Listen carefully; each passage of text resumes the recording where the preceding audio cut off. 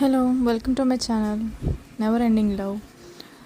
మీకు ఇంట్రెస్ట్ ఉందా లేదా చెప్పండి, నేను కావాలంటే ఎండ్ చేసేస్తాను ఇంకో స్టోరీ ఇవ్వడానికి. ఆ టీచర్ వెంటనే పేపర్స్ తీసుకొచ్చి సైన్ చేసి ఆమె చేత కూడా సైన్ చేయించి ఆమెకి ఇస్తారు. ఆమె ఆ పేపర్స్ తీసుకొని నేను వెళ్తాను, మీకు ఏ హెల్ప్ కావాలన్నా నాకు ఫోన్ చేయడం మర్చిపోవద్దు అని అంటారు. సరే మేడం అని ఆమె బదులిస్తుంది.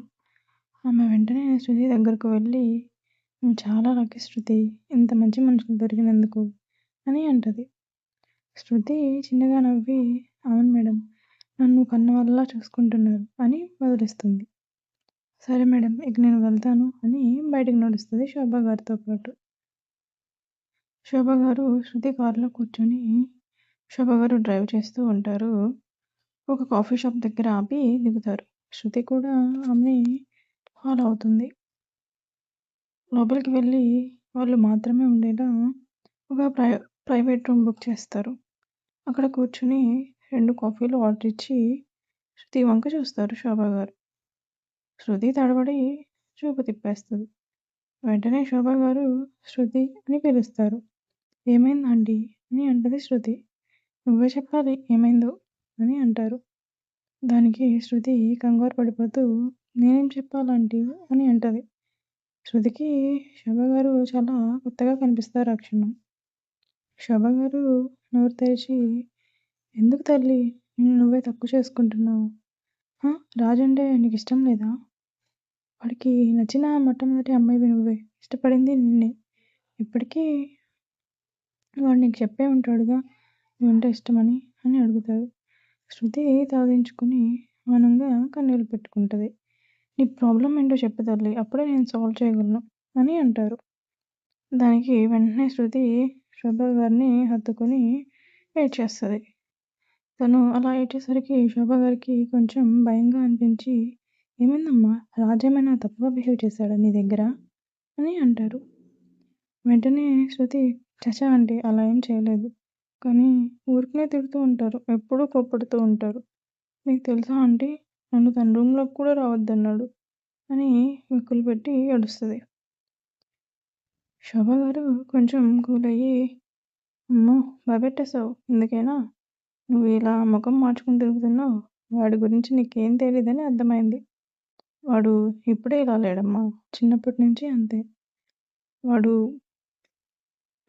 వాడిని నువ్వు ఇంకా చాలా అర్థం చేసుకోవాలి. నాతో మాట్లాడట్లేదు ఆంటీ అంటే నువ్వేమైనా అన్నావా అనేసరికి మళ్ళీ మౌనం ఆమె నుంచి. అర్థమైంది, ఆ రోజు రాజు అన్న ప్రతి మాట నీ గురించే కదా అని అంటారు. దానికి శృతి వెంటనే, ఐఎమ్ సారీ ఆంటీ, నన్ను క్షమించండి అని అంటది. శృతి, నీకు రాజు అంటే ఇష్టమా అని అడుగుతారు శోభ గారు. శృతి తలదించుకుంటుంది సమాధానం చెప్పకుండా. అర్థమైంది, ఇష్టం లేదు కదా. శృతి వెంటనే తలపైకెత్తి, అలా ఏం కాదు ఆంటీ, మరి ఇష్టమా అంటే మళ్ళీ మౌనం. శృతి శోభ గారి వంక చూసి, ఏమో తెలియదు ఆంటీ, కానీ ఆయనతో ఉంటే ధైర్యంగా ఉంటుంది అని కొంచెం నవ్వుతూ చెప్తుంది. వాడి బిహేవియర్ నచ్చలేదు నీకు కదా అని అంటారు. ఆమె తల ఊపుతుంది. చూడు శృతి, వాడు ఇంతవరకే అమ్మాయిలతో ఎలా మాట్లాడాలి, ఎలా బిహేవ్ చేయాలి అనేది అస్సలు తెలియదు. ఎందుకంటే వాడు ఒక అమ్మాయిని ఇష్టపడడం ఇదే ఫస్ట్ టైం. అసలు వాడు అమ్మాయిల జోలికే వెళ్ళాడు, ఆ టాపిక్కే తీయడు. ఇంకా వాడికి ఎలా తెలుస్తుంది చెప్పు? నా కొడుకని నేను చెప్పట్లేదు తల్లి. వాడు మొన్న ఏమన్నాడు విన్నావా? నన్ను అర్థం చేసుకునే వాళ్ళని చూడమన్నాడు. అంటే దాని అర్థం ఏంటి అని అడుగుతారు. మౌనంగా చూస్తూ ఉంటుంది టెన్షన్గా. నువ్వు మరీ ఇంత సైలెంట్గా ఉంటే కుదరదు. వాడితో పడాలంటే నువ్వు చాలా స్ట్రాంగ్గా ఉండాలి. నా దగ్గర కాదులే, వాడి దగ్గర ఉంటే చాలు. చూడు శృతి, నువ్వు రాజ్ని నీ దగ్గర అరుస్తాడు అని అంటున్నావు, కానీ నేనేమంటానంటే వాడికి నచ్చిన వాళ్ళ దగ్గరే అలా ఉండగలడు. అది నువ్వే అర్థం చేసుకోవాలి. నీకు రాజు ఇష్టమా లేదా అని నువ్వు క్వశ్చన్ చేసుకో, నాకు చెప్పక్కర్లేదు. ఇదంతా నేను ఎందుకు చెప్తున్నానంటే, నీకు ఇప్పటి వరకు ఇలా ప్రేమగా ఎవరు చెప్పకపోవచ్చు, ఏది నిజమైన ప్రేమ కూడా తెలియకపోవచ్చు నీకు. ఎందుకంటే నువ్వు పెరిగిన వాతావరణం కారణం. నిన్ను ఆ రోజు చూసిన వెంటనే అనుకున్నా నీకు ఇంటి ద్వారా అన్ని సంతోషాలు ఇవ్వాలని. ఇంక నువ్వే డిసైడ్ చేసుకో. నీకు రాజుతో ఉంటే బాగుంటుందా? లేకపోతే బావుంటుందా? అతని దగ్గర ఉంటే నువ్వెలా ఫీల్ అవుతున్నావో నిన్ను నువ్వే ఒకసారి చెక్ చేసుకో. అప్పుడు నీకే తెలుస్తది. నీకు అతను కావాలా? వద్దా? అన్నది. శృతి మాత్రం ఇదంతా విన్నాక డీప్ థింకింగ్‌లోకి వెళ్తది. శోభ గారు శృతిని కదిలించి ఇక వెళ్దామా? అంటారు. అని లేస్తది.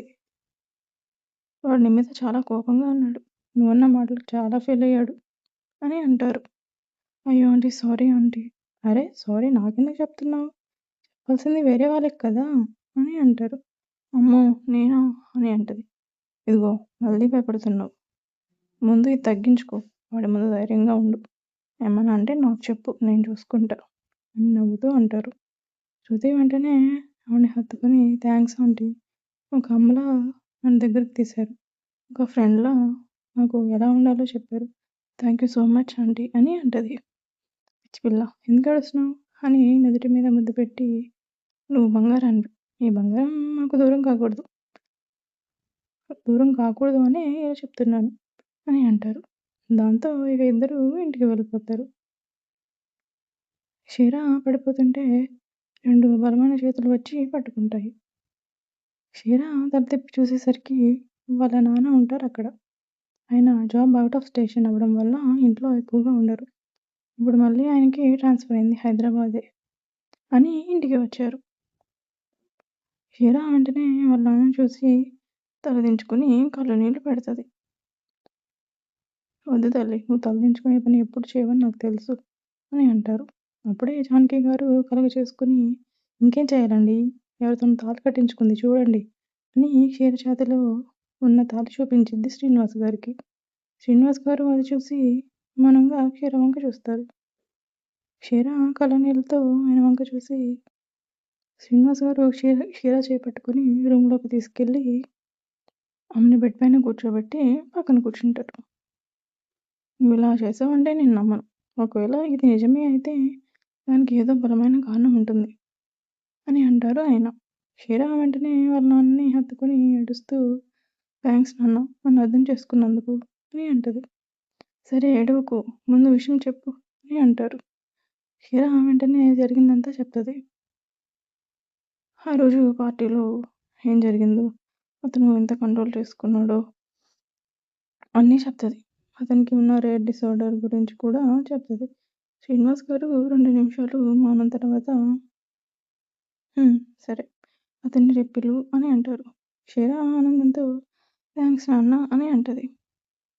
మళ్ళీ నాన్న అతను నేను లేకుండా బతకలేడు నాన్న. పిచ్చోడైపోతాడు. వాడికి వాడికి నేనుంటే ఇంకెవ్వరూ అక్కర్లేదు నాన్న. ఇప్పటివరకు ప్రేమ పంచేవాళ్ళు లేక అతను అలా మారిపోయాడు. కానీ నా దగ్గర మాత్రం నన్ను చాలా ప్రాణంగా చూసుకుంటాడు నాన్న అని అంటది. సరే సరే రేపు ఆయనతో మాట్లాడాలి రమ్మను అని అంటారు. సరే నాన్న అంటది క్షీర. సరే నీకు వెళ్ళి రెస్ట్ తీసుకో అని ఆమె బుగ్గకి ఆయింట్మెంట్ రాసి పంపిస్తారు. క్షీర తన రూమ్‌కి వెళ్తది. ఆ రోజు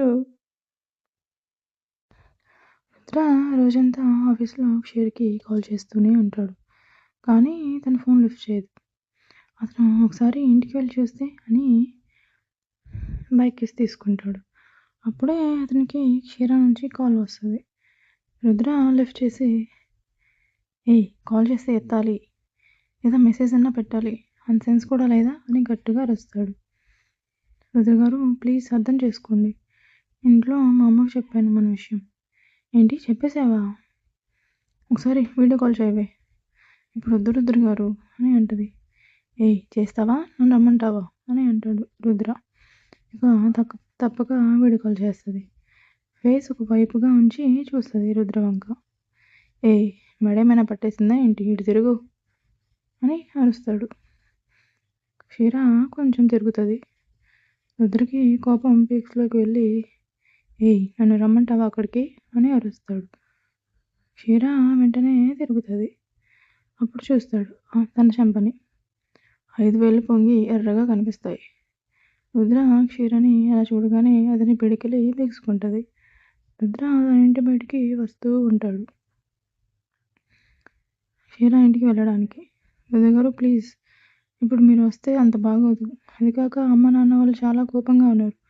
ప్లీజ్ అది కూడా ఈ టైంలో అస్సలు బాగోదు. ప్లీజ్ రుద్రగారు అని అంటది. 2 క్షణాలు ఆమె వంక చూసి ప్లీజ్ రేపు రండి నాన్న మీతో మాట్లాడేలే అన్నారు. మీరు రేపు వస్తేనే బాగుంటుంది. ఇప్పుడు వద్దు ప్లీజ్ అని అంటది. రుద్ర ఒక క్షణం ఆలోచించి సరే నేను రేపు పొద్దున్నే వస్తా.